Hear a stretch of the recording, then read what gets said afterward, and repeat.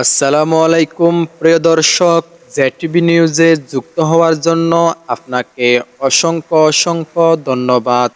আজকের দিনের আবহাওয়া কেমন দেখাচ্ছে এবং সাগরে কোনো ঘূর্ণিঝড় তৈরি হচ্ছে কিনা এবং নিম্নচাপ তৈরি হচ্ছে কিনা তা নিয়ে আজকের এই আপডেট।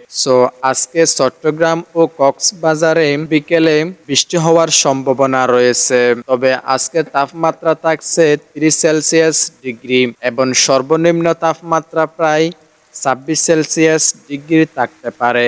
চট্টগ্রামে দেখা দিচ্ছে 11টার দিকে পুরো আকাশটায় মেঘে ভরা, 12টার দিকেও একই অবস্থা, 1টার দিকেও ঠিক একই অবস্থা দেখা দিচ্ছে। তবু 2টার দিকে একটু পরিবর্তন হয়েছে, একটু রোদ দেখা দিচ্ছে 2টার দিকে।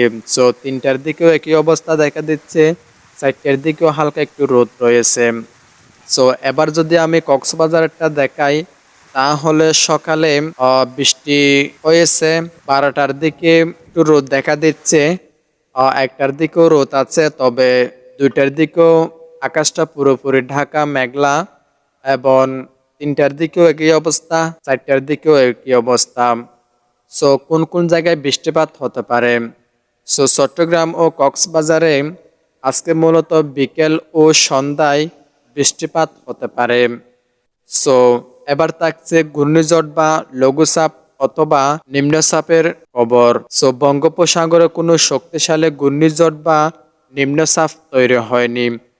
একটি লো প্রেসার লঘুচাপ তৈরি হয়েছে, তবে এটা বেশি শক্তিশালী নয়।